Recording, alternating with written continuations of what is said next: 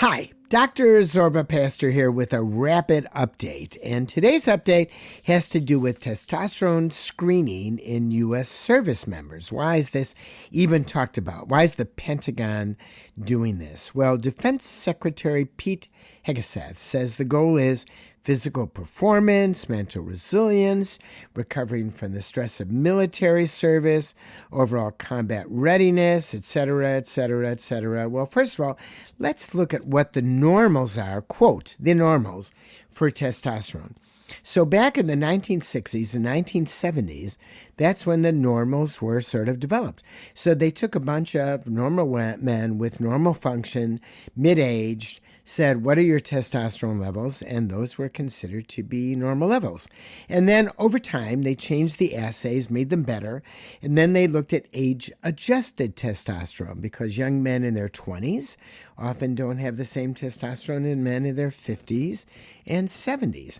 So the reality behind this, they were looking to see what do we do as normal to replace testosterone. So we know that in men who have had testicular cancer, they need testosterone because they're not going to produce anymore.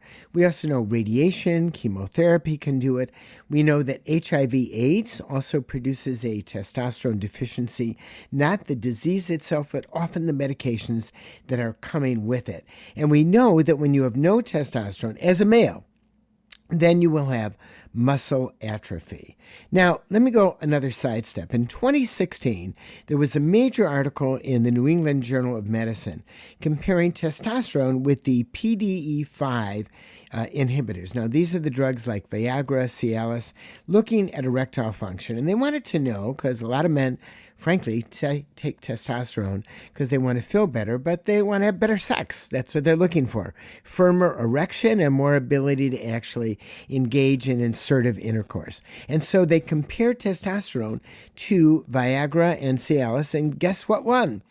Viagra and Cialis, because it turned out that the guys who got testosterone felt a little bit better, had a little bit more libido, hardly any when you look at it, and had no difference in essentially erectile function.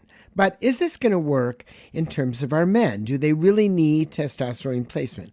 If they have fatigue, if they have reduced muscle mass, if they have low energy, if they have poor concentration, if they have mood changes, well, frankly, a lot of these things occur no matter what. And it's controversial as to whether you do it. Why? Because there are risks and benefits. So for men with documented testosterone deficiency, like I said, energy, sexual function, bone density, muscle strength, quality of life can make a difference, but it doesn't necessarily improve performance. And in fact, it decreases sperm production. Wow, who would have thought about that? It elevates red blood count, can actually be worse for you, not better for you. It can increase acne, it worsens sleep apnea, and it's not good for your prostate in that it may cause prostate cancer. So this is controversial. And frankly, the Defense Department should look at this and say, why are we doing this? Where's the data? We're going to take a group of men, we're going to ask for volunteers, and we're going to do a study rather than have all the militia do exactly the same thing. That is the way science goes. Test it, prove it, and then decide whether or not you are going to adopt it. This is Dr. Zorba Pastor. Stay well.